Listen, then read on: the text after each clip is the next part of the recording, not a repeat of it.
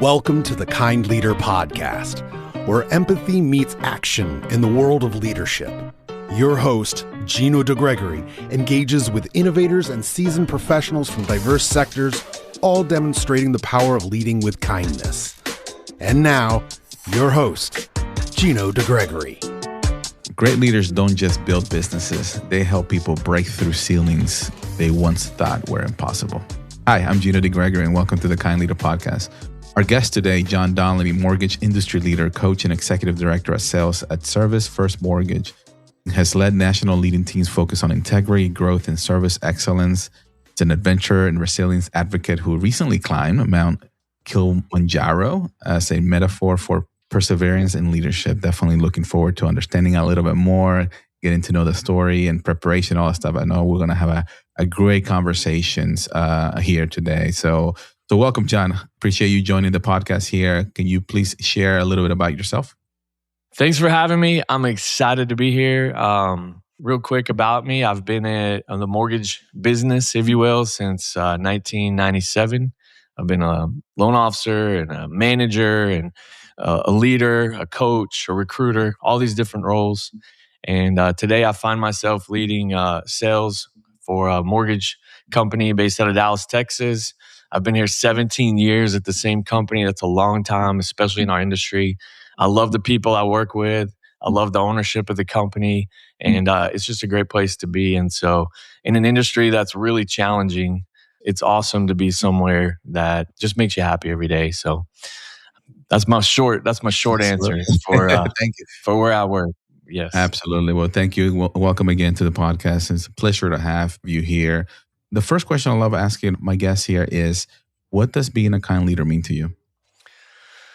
Yeah, I was thinking about that briefly, and the quick answer that pops in my head is, if you think about leadership, you're trying to get people to a result. And so what comes to mind first is a kind leader to me is somebody who's trying to not just get a result out of people, but it's trying to help somebody become the person they're capable of becoming, like getting the most out of them and helping them kind of develop into the person that they can become in their life. It doesn't always mean on your team, right? It could be bigger than that. It could be a bigger role.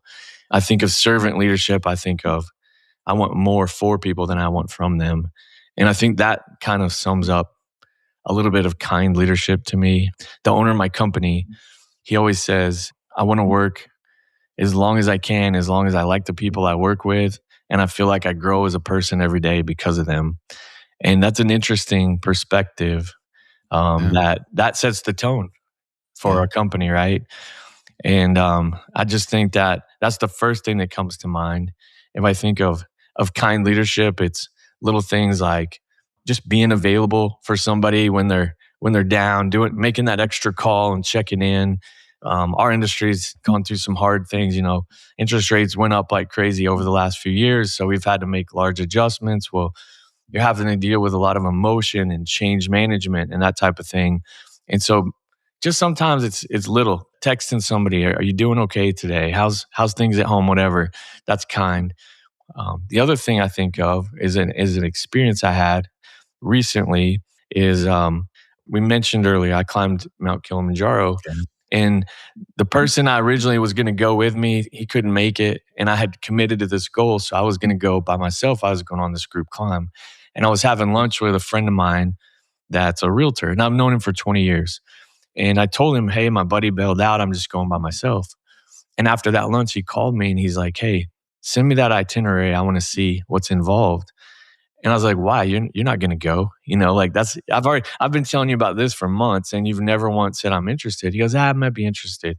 I want to read it. I want to go check with my doctor, make sure my heart's good. He was a little older than me. He goes, but if I'm there, I want to go with you. And I go, why would you want to go? And he goes, honestly, I don't want you to go by yourself. I feel called to be there with you. His name is Mark Cable, and I call him my support cable. And I didn't realize how good a friend he was. I changed the time to climb from February to June because it gave him more time to train, because you really need to be in shape to make it to the top. And so we got that pivot done. And then, he was the type of guy, we were on the trip and be like, hey, where do you want to go eat? And he'd be like, hey, it's your journey. I'm just here to be with you. Yeah. And I'm like, I've never had anybody treat me like that, That's And amazing. coming down, it was 13 hours down on that mountain, and I had a lot of time to reflect, and it just kind of overwhelmed me a little bit a couple times of like, how cool is it to have somebody in your life that's willing to spend probably $10,000 and just come be on your journey, like just to Yeah. be with you on your journey. And it wasn't about him. It wasn't his goal. It wasn't his thing, but he did it. Now he has the story too, obviously. So he got a lot out of it as well. But I don't know, That's that's amazing. something I've experienced recently that I think's pretty amazing. How long was the climb? As you said, 13 hours? Oh, that was down. Yeah, it was a 7-day journey. It was 7 days. So it was basically 5.5 days up and a day and a half down is kind of how it went. So it was a big deal. There was 40 porters to support us, 5 guides, 11 climbers, and you're going to 19,300 feet. You have to acclimate as you go up. You have to go up and come down and sleep and go up and come down to get your body to acclimate. And Yeah. then the last push is summit night is really hard. Like it's all night and it's really physically challenging. But that's where if you don't make it, that's where you don't make it because your body doesn't acclimatize to the altitude. Luckily, I made it, but it was really tough. Like it was hard. Yeah, definitely want to ask a few questions as you're climbing too. But before we do that, what got you interested in this? I think you're an Yeah. entrepreneur, right? You like goals, I can tell, right? You like Yeah. challenges, but what called you to this? Like, what really, like one day you woke up and like, I really want to do this. Why? Yeah. So I figured this out. I had to think about why. But in 2015, I went to Oregon to an event called The Experience, and they help you write a life plan. Okay. So they put you in the woods, and there's a guest speaker named Bob Goff. Bob Mm, Goff is an amazing guy. You got to check him out. He's had a couple books. One's called Love Does. He's a preacher. He's an attorney. He's a college professor. Anyway, he's one of my most favorite people. So he speaks and he tells a story about how he got called to Africa because these witch doctors were sacrificing these boys and cutting off their privates. It's a weird oh story. man. And Okay. so he gets called to go take on the witch doctors. He takes them on. He ends up adopting one of the boys that they took, takes him into his family. And when you turn 10 in his family, you get to pick an adventure to go on. And the kid was from Africa, said, I want to climb Kilimanjaro. So he tells the story of climbing Kilimanjaro. I was like, well, I want to climb Kilimanjaro. This was in 2015. So I wrote it into my life plan. And for 10 years, it sit in my back of my mind. It's just people that know me know I've talked about, I want to do that someday, right? Yeah. And then I read this book about, I guess a year ago called The 12-Hour Walk. And it challenges you to walk out the front door and just no music, no dogs, just walk for 12 hours, like a meditation walk. Yeah. Yeah. So I read the book. The next Saturday, I do it, which is important looking back on that because I've told this story and recommend this book 50 times now.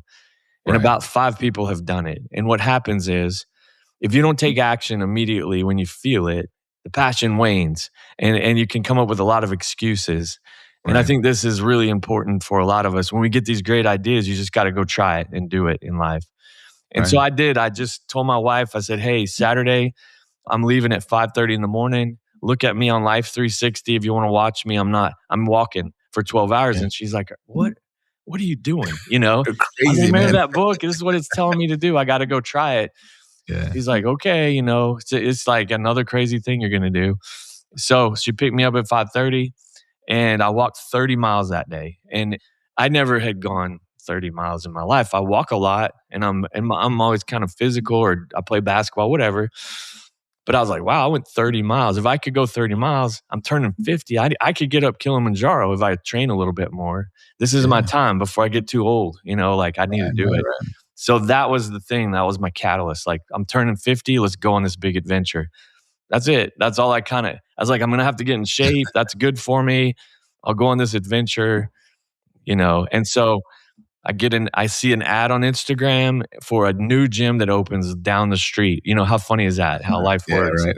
So I put the little thing. I was like, yeah, I'll learn about that gym. They call me. immediately. And they're like, hey, can you come by today? I was like, I could. And I connect with them. I join the gym and I do 112 workouts with them before I climb. Like I go after it. Oh, wow. And what I thought was cool was because I had the big goal of climbing Kilimanjaro, it was easy to get up in the morning and go to the gym because that vision was so clear. And I was like, if I'm going, I don't want to not make it. Like, I can't come back and tell my friends and my family that I got too tired, I wasn't in shape or whatever. Like, I got to go train and put it. So when I would get up in the morning, I would go at 6. I didn't hit my snooze alarm. I was like, I got to go. I got to go get ready for this Yeah. mountain. And so I just think that's so important because when your goals get really clear and your vision is clear on whatever you're aiming at, everything else kind of falls in place and it gets easy. Now, I don't have that big goal at the moment. It's a little bit, I'm still going to the gym, which I like, but it is Right. a little bit harder. I'm talking myself into it right now. I'm like, oh, I don't Yeah. have to go today. Yeah, but I need to go just in case. I'm going to have another Yeah. goal come up here soon. I got to be ready. Yeah. No, sometimes you get calls, right? They call in to do things, and drive. You got to listen to them, and that's amazing. And congratulations, if I didn't say this already, climbing that's a definitely huge feat Yeah, thank you. thing to do, right? And as it relates to leadership, right, especially kind leadership, but like as you were preparing, as you were climbing, right, there's a lot of thoughts, right? I mean, I know you have other people around you, but you're in your Right. mind a lot. Like Yeah. you really have to prepare, not only physically but mentally and spiritually, I would think too, right? As you're Yes. climbing the mountain. So walk me through that. How do you relate that? How do you connect that climbing to leadership? There's a couple ways.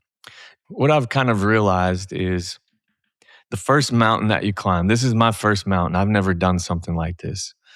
The first mountain I climbed was about my journey and about my experience. And it was getting myself ready. And it was more about me accomplishing something and showing to myself I could do it. And then I'm at the top, right? And there's this moment where people want to know, what'd you feel at the top? I just felt relief, frankly. I was so tired and I was so happy that I could go home and tell people I made it. But then I spent 13 hours coming down. It was really steep. And there's something about that down that just filled me with gratitude. And what I learned kind of reflecting back on what this journey meant is to answer your question is we all have this path in life where we climb our first mountain. It doesn't mean you had to climb a mountain. Right. It's something you've accomplished in your life. It could be, I'm in sales, so you may hit a big number you never thought you could hit or whatever. Built a team or a lot of things we do. Could be a physical, could be run a marathon, could be write a book. But we do something, and that's our first mountain. But the kind leadership is about the second mountain to me. It's like, okay, now that I've done this mountain, how can I take all my lessons and share those with people and help them become a better person and then help them get up their mountain, whether it's their first mountain or their second mountain or that type of thing. There's one of the guys that work with me asked me, he goes, did climbing that mountain change your life? And this was pretty soon after I got back. And I was like, I don't know. And I was like, yeah, I think it did. And it was around this one thing. He goes, I don't want to climb a mountain. I don't know how to do what you do, but the way you're so excited is attractive. And I want to have that because I feel like you have a purpose. And I think purpose is something important we all think about. And my advice to him at the time, I said, look, if you don't have the goal of the big mountain right now, be like Mark Cable was and just go find somebody that has that purpose and latch on with them and help them to reach their goal. And by doing that, you will find your purpose. But if you do nothing and hope and wonder what your purpose is, you'll never find it. But the more action you take and the more experience you have and the more support you give people, I think you'll find what you're looking for. And maybe your purpose is in that kindness of just supporting other people. Not everybody can be the leader that leads everybody up. Right. It took me to get to the top. It took 40 porters, 5 guides. It took all these people to support me to the top. Yeah. And I needed all of them. All of them. Right. There was a guy, Aristo, on this trip. And this is my other story that really touched me.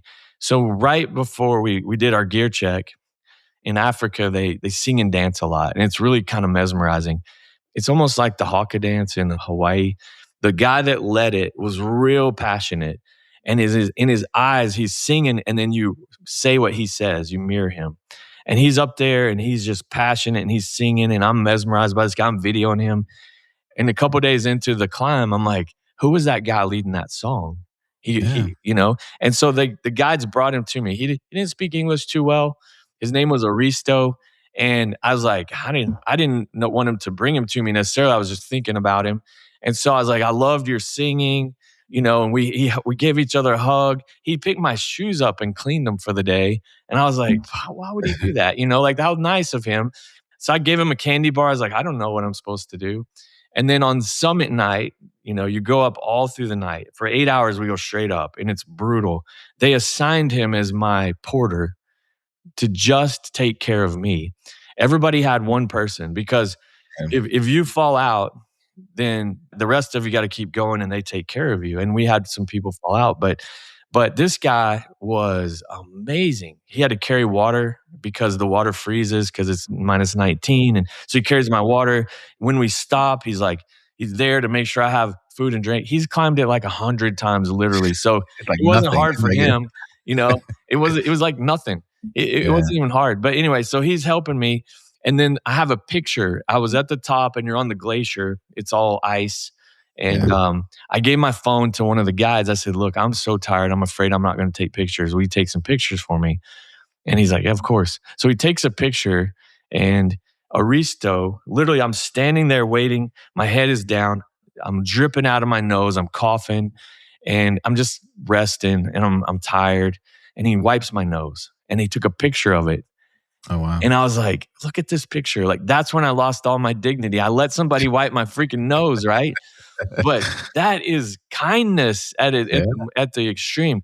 And it didn't sink in with me until we were coming down. And I was like, this guy, he doesn't really know me. He is serving me to the ultimate. I mean, I love this guy, and I was very nice to him the whole time, and we had a great bond. And coming down, we'd see each other, like, what's up? Like we were buddies after that, and rode the bus back. But we never really could communicate very well. He didn't speak English too well.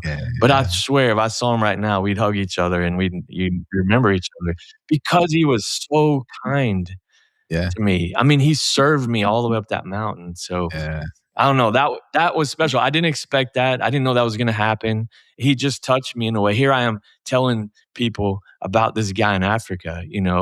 He's doing what he's called to do, I believe. Yeah, absolutely. And in that, I mean, what resonates with me in that story is, the servant leader, the kindness, and what he is doing, and the experience that he has. Right, whether it's a job or not, I think this is something that I think you truly have to enjoy, right? To see the success, right? And the life-changing experience that you're seeing, right? It goes back to what you were saying earlier. It really is about, now as a kind leader, it's about impacting other people's lives, help them become the better version of themselves. Yes. He was doing that. He was transforming you, right? From the person who did not climb to now becoming that, and humbling you all the way, right? Humbling you to like getting your big time, right? Big time he did. And really putting perspective in life, John, right? Like really perspective. Nothing else matters. Technology, sales, doesn't matter. At the end of the day, we're just human beings trying to experience this journey, and why not experience it to the best of the best, as well as impacting people's lives. Does that make sense? I totally agree with you. I think this is kind of personal a little bit, but you don't know this, but my dad's going through cancer, and sorry to hear that. He's not doing well, and he's not going to be here a long time. And so I try to go every other night, and I sit with him at least for an hour. And this is important because the things we talk about are these experiences that we have had together or as a family. He has yet to bring up the house he's owned, the cars he's had, any stuff he's ever purchased, any amount of money. None of that even matters anymore. It's always about, remember that time we did this, And he brings up his friends. He brings up his family. He brings up just my friends that he's had interactions with. It's the quality time together that seems to matter the most, Yeah, it's the memories we make, right? And the impact, right? Because really what you remember, I was talking to somebody, another guest a couple of weeks ago, and what we remember are the emotional things that happen in our lives. Like if Yes. you go back, if I ask you, hey, what do you remember from, your youth, right? Like when you were like 7 years old, at least 10 years old, you're going to remember something that was very memorable and emotional to you, right? Yes. Exactly.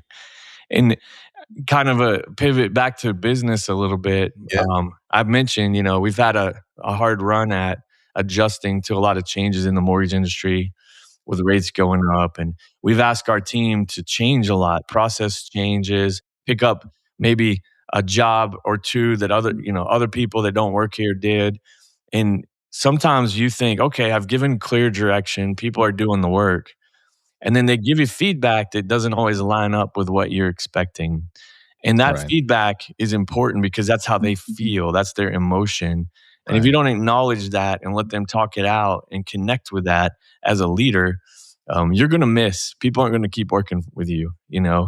And even though they may not even be right sometimes, Yeah. Yeah. it's right for them because that's how they feel, right? Right. And so we have to be very careful. I always say it's my job to ask questions and listen 80% of the time. I don't want to Right. assume anything first. So Yeah. I'm the type, God gave you two ears and one mouth. I'm gonna start listening. That's a good sales advice, right? Like, some sellers are like, "Oh, let me tell you about my features and functionalities and let me," right? And Yes, it's like, no, really understand, be curious. The best sellers that I experience or best people that really care are the ones that are curious, that really want to understand yes, what are we doing to solve problems or helping others. So, yes, so important. You can't go in and just tell them what you do. That may not even be what they want. You have to go in and uncover the need, if you will, and then exactly. position yourself to how to help give them lift. That's how you'll make a sale, Yeah, ultimately. So, absolutely. Yeah. So I know we got into the sales side, but coming back to like I know there's one thing that we talked earlier about coaching versus managing, right? And I think, it resonates with what we're talking about right now, right? Especially listening and what is your perspective on that? yeah, I think for me, I say I'm a coach also. I try to meet people where they're at. You know, if a manager to me is somebody that we have our goals and we tell you what to do and we hold you accountable to do that, and that's fine. And I do have to manage to a certain level. But coaching to me is understanding the person, figuring out where they're trying to go and help them get to that place. And it doesn't mean always it's even on your team or with your company sometimes. Right. But if you can dream with somebody and realize their goals, they're going to work with you for a long time, especially if you can help them get to there.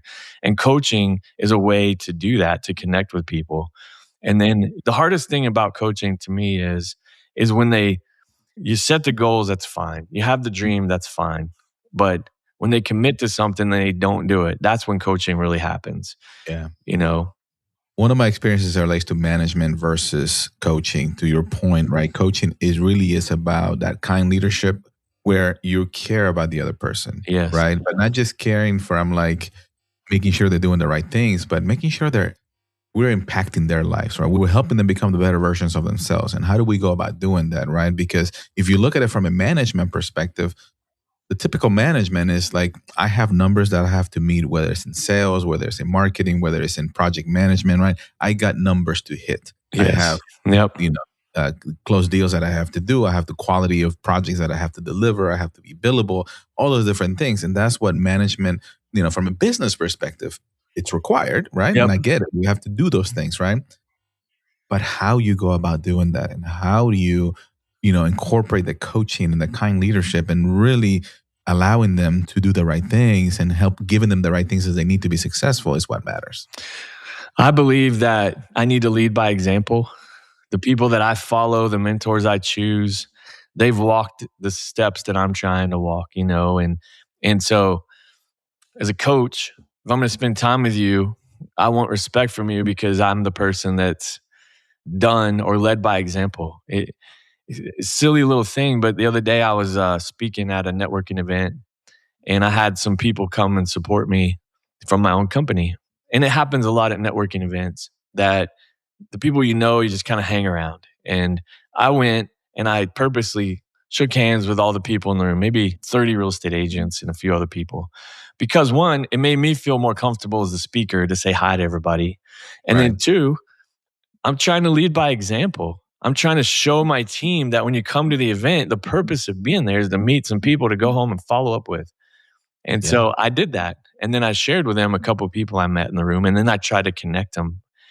And I think that is what leadership is about. And now I've got an opportunity to coach them. And I can say I led by example in that moment. I'm not trying to rub it in their face or anything, but I'm like, Right. if you Right. want to Right. get ahead here, we've got to meet some more people. So this is how Exactly. I did Yeah. it in that moment. Absolutely. One thing that I keep that comes up to me right now, or came up to me right now, is a good story. And correct me if I'm wrong. Coaching versus management. If you look at that gentleman that helped you along the way, whether it was there serving you up he could have easily said, from a management perspective, you got to do these things, you got to stay like that. Like there was no connection, no caring, no nothing. The impact to you would be like, okay, you're just yourself trying to navigate this with Yes. somebody just kind of just telling you what to do, compared to like that shift in like he was catering to you, supporting you, helping you along the way, right? Addressing whatever question. Well, I know he didn't speak English, but I think you guys were, Yeah. he was Enough doing he those did. things. Let me Yeah, let me right. give you the specifics to that. Okay. Mark was with me, and he had one of the guides was his porter, and he was a Okay. great guy. We liked him, but he was more of the manager type. He was There you looking go. out for the team, and so he would check on him, say, "Hey, you doing all right? Get some water." Yeah. My guy, he would look at my gloves and make sure they were tight. He would check my shoelaces and make sure I'm good. He would look me in the eye and say, "Do you need a drink of water?" He would say, "Do you want your other gloves? Are your hands getting cold?" Yeah. It was different. Yeah. It was personal to me. It Yeah. wasn't just like, oh, "Okay, we're gonna have 5 minutes, get a drink, keep going." That Yeah. was and that was fine too. It was kinda what you expected. I just got lucky to get Aristo because Yeah. nobody else was getting the level of attention that I got. Yeah. Absolutely. That's the name of a book right there. You should create like Aristo, your book, your Yeah, guide. that is good, actually. That is good. But no, and that's how I feel, right? Obviously we don't cater to that level when we're leading it from a business or a team, right? We're not tying people's shoes, we're not giving water and stuff like that. But the biggest thing that I look for and I do for my faith is letting them know that I'm there. I'm Yeah, here. I hear you. I see you. I'm here, right? I'm not perfect, right? But I'm here to yes. support you and kind of I've been there, done the type of thing to help you along the way. So, which is great. Everybody wants that, They may Yeah, not take you up on it, but they connect with you, and they feel like you care about them, and that matters. yeah, I think it matters. They say I've always heard that the top 2 reasons people leave a company or an organization is yeah, because they don't feel like their voice is heard, or they don't feel like they have a friend at the company. yeah. Money Exactly. is down the list. It's not even in the top 2. Absolutely, absolutely. And that's amazing. That's why we have to remember as leaders, right? What is the impact? What is the culture that we're creating within our organization to do just that? To make sure it's not just about numbers of retaining people or hiring all this stuff. It's really about if the minute you start shifting it more about the care and the support, things are going to change. People are going to be part of that culture. And so let's talk a little bit about your experience within culture and how I don't know if the climb has changed your mind and how to build a culture, or what do you recommend when you're talking to other leaders, right, about building that Yeah. culture in your organization? I think that, the culture that we have is an attractive thing that people talk about when they come to work at our company. So you try to articulate what is our culture. And culture first is either you try to create a culture, and if you don't, you're still creating a culture because no intention on it is going to create a culture you may not want, but intentional culture is important. And so one thing that we have is we have a lot of tenure in our company. So people assume that it's a good place to work. So that's easier to Yeah, get people to that's come work here because if people work there a long time, it must be a good place. So that's a good place to start. And then culture to me is kind of about what people say about you when you're not around. You got that kind of going on. And so you look at your reviews online. Us as a company, we have 20,000 reviews on our website called experience.com.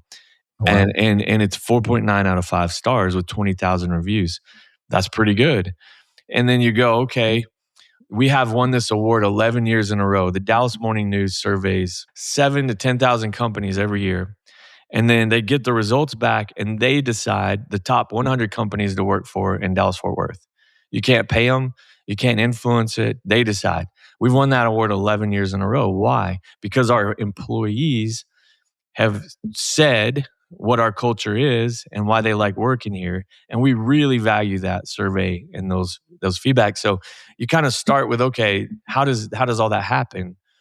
It happens because the leadership team cares about the people that work here, and that means that we do things to support them and we listen to them. We do one-on-ones with them. We dream with them. We have group events where we all connect together, and it's been challenging. We used to all work in an office. Now our whole company works at home. And so the culture changes because we don't interact the same as we used to. But we still have a culture of caring about people. We have a culture of connecting and working together. We do intentionally get people together in meetings and fun stuff and all kinds of different things just to try to make people feel like they matter and that their voice is heard. We have a President for a Day challenge that if you have an idea to save money, you submit your idea, and once a year we pay out the top 3, and we end up implementing 90% of all the things our employees bring. Well, talk about your voice being heard. Not only is it heard, we implemented the change and we paid you some money for it. Like, that's super cool. So there's just things like that. I try to do handwritten cards. That's one of the biggest impact that I get. I literally got a call yesterday and I was choked up about it. I did a handwritten card to one of our managers about a week ago, and he called me and he goes, "This card's been sitting on my desk and I've been thinking about your message." And what I do, my little tip is I write on the front and the back of the card. Nice. And I think about the card and I put time into it because, if you have a card that opens right on the top and the bottom, when you open it, there's an impact of just seeing all the words that makes you go, wow, this person took time. And then if you actually spend time to make the words impactful, you just done something for somebody that they don't get very much. That's amazing. Oh, that's beautiful. I might steal that from you, man. Should. Yeah, because it's not just a signature. Right? It's not a card with just a signature. You're actually writing something. You're writing something. Wow. Yeah. And that's for birthdays, anniversaries, or new hires. I'll give you my super secret trick. Years ago, for my wife, I would write her a card, and I had a hard time coming up with words. So I would go read the other cards and kind of steal those words and handwrite them into the blank card. But then that evolved. And so this particular time, we're all using AI probably a little bit. Yeah, so what I did is I told AI everything about the person I know. Yeah. And I say, hey, here's this person. Here's what I love about them. Here's why they're doing good. Here's the reason they came here. Here's, and then I said, help me put my thoughts into this card. Yeah. And then I really thought through the message. It's my words. It just helped me articulate it in a way. And then I wrote it into the card. But it took me a little while to get my thoughts into that card. But then to get that call, like, you don't ever expect the call like that. Right. And I wrote, in that particular case, I wrote 18 cards that Sunday. It was a Sunday 2 Sundays ago.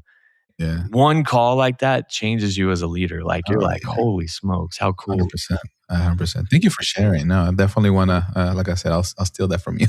That's okay. Yeah. I think the other thing I do in the same vein is when it's your birthday here at my company, I send you a personal video message. I just turn my phone around and I just say, hey, so-and-so, whatever. I give them a hug. I tell them how much I love them, I just give them a quick message. And that came because on my birthday, you get all these messages on all these social platforms and emails and texts or whatever. Yeah. But I get 1 or 2 videos and I'm like, that's all that kind of matters is the 1 or 2 videos. So I want to do the thing that matters. Absolutely. No, that's great. And do you just do it the phone? Just do it on my phone and text it. I don't think hard. I don't think about it too much. Yeah. I make it easy. It's a 60-second video at best. Nice. I like it. Sometimes I have this goofy little birthday hat I'll put on, and I always give them a pound or give them a hug. Hey, it's your birthday, whatever. Yeah, Say something. You always know something about I them. like it. So Yeah. that's another small personal thing you can do as a leader that makes an impact. Yeah, that's a great tip. Thank you very much for sharing that. So moving to the next segment which is the flip the mic. Do you have a question for me? I don't know if you've been asked this before, but there's a situation that I've been thinking about since I knew I was going to get to flip the mic, obviously, on you. And I guess my question is this. Let me try to articulate it later. Do you think that ego is the biggest obstacle of kind leadership? I guess is my question. Do you think that ego is the challenge for people to be kind in their leadership? Yes. I think the ego, and one of the things that I would like to kind of share from my experience, the minute becoming a kind leader is not about, it is about the things that you say, the things that you do, but it's mainly the mental side of the fence, right? Like moving from the ego mind to the heart, Yep. right? The minute you start doing things because of the external, of what other people think or what other people might say, and you stay in the mind, right? You're constantly doing and thinking from the mind, and you move that from the into the heart. Am I caring about somebody? Do I need to do this because am I going to look good, which is the mind, or am I doing this because I truly want this person to grow, to Yes. be better? So moving from the mind to the heart will allow you to expand and do the right things. Because nowadays with AI, with technology, with social media, so much data that we're constantly getting, we're just suffocated right into like, oh, if I do this, somebody's going to think like that or something. So move away from that and Yeah. bring that and start leading from the heart, really leading from So taking care I of think people. I want to say one more thing why I asked that question, Okay, sure, if you sure. will, because this is good. So I lead sales. So I have high D personality driven salespeople that I'm coaching, Mm-hmm. and it's hard because they're so driven that sometimes their ego is their biggest challenge. Mm-hmm. And Yeah, so yeah. how do you help coach somebody that's so driven and so, their ego gets in the way, that you help them see that if they could be more kind, it actually might help them grow their business more Yeah, or yeah. retain their team longer or whatever that is, Right.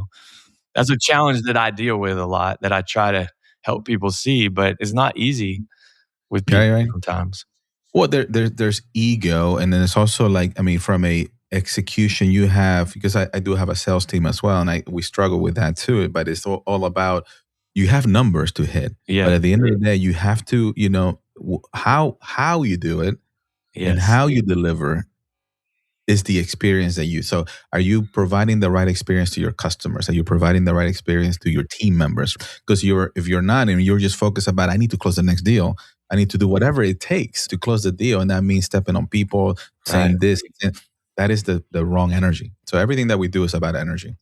So if you put the right energy, but have the right intention, yes, I want to close the deal, and I will close the deal, Yes. but I am going to provide an experience. I'm going to provide and understand what they really want, and I'm going to give that experience to them. And I'm going to collaborate with my team to make sure that we're all seeing that and helping moving things forward. Yeah. No, that's great. So, thank you for asking that question. And it's a great question, and it's hard. That ego and the heart is and we all have it, right? I mean, it's that, if you really think about it, it's that voice in the back of your head. Are you sure you want to do this? The limiting beliefs or that telling you're not good enough and that kind of stuff. Or sometimes it's like, no, go do it. It's like, just pause it, right? I mean, I'm not saying not to listen to it, because it's there, but at the same time, take a pause, live the Yes. moment, live the now. Make sure before you start making a decision, breathe in and be present. And Yeah. when you're present, going back to your experience and going up the mountain, you were never in the future. Yeah, you were thinking about the mountain, but you were watching each step along the Yes, way. for sure. And I'm sure they were telling. I've never done this. I'm assuming all this stuff. So, They have but a it was saying called pole pole. It means slowly, slowly, one step at a time. there you Don't go. hurry. Take your Yeah, time. right. And that's what they tell you all the time. Pole pole. Slow down. Yeah, And just take your time. yeah. So And John, that's the life, right? If we want to leave something with the audience here, is poly. I think it's like Yeah. really take your time. Don't be such a hurry to get to your goal. Don't be such a hurry to get those things. It's you're missing those memories. You're missing that impact. You're missing a lot of things if you keep living in the future or reliving in the past, right? Live in the now. Yep. That's But good. anyways, let's go into. I know we're kind of running out of time here. I want to do a rapid fire question, but I'm going to shift it. I'm going to do something different because I'm inspired by you on the climb, and I want to ask you some rapid fire questions on Okay. the climb. So, as you were climbing up, what was the hardest thing that you did? The hardest thing I did was summit night. We left at 11 p.m. and we didn't get to the top until 7:30. About Wow. 3:30 in the morning, you're going up in the middle of the night with headlamps on. And there's a point where you're like, I'm never going to get there. I'm freezing cold. Why am I doing this? And for me, the day I left, the owner of my company is a friend of mine. He pulled me aside, put his arm around me and said, in case you don't make it, because you've told everybody that you're going to the top of this mountain, you don't have to say that you made it. You just have to say, I climbed Kilimanjaro. I was like, that's Yes. weird advice, Interesting. And I'm like, okay. And in the middle of the night, on that summit night, when it was so hard at 3:30 in the morning, his words kept coming in my head. And I was like, screw you. I'm making it. I'm not going back and twisting my story. Heck yeah, I'm making it, It was a driver for me. So I think you have to find that anger motivator a little bit to get you through some hard times, some kind of Beautiful. competition. Absolutely. What is the first thought that came to mind as soon as you were on the top? Thank goodness I made it.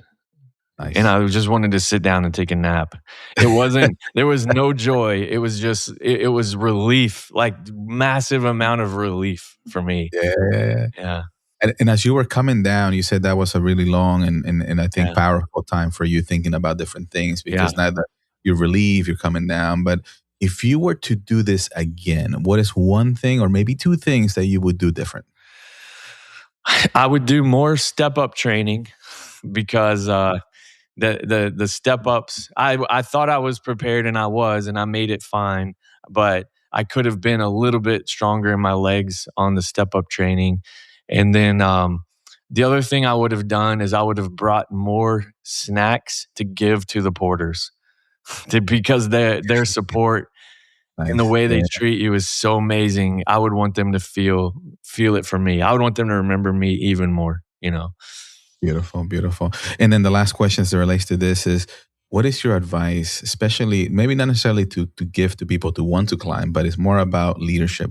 What have you learned, right, through the entire time going up to the top, coming down? And like, what's the one thing that really... This is an interesting thing. This is what pops in my brain. So I'm 50 years old and it took me 10 years to climb this mountain.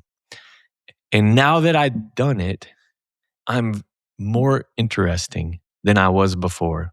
Now I have a story to tell. I've put my skins on the wall. I've done what I say. And now as a leader, I'm attracting people to me more than I was before. I was a good leader before. I hit my goals.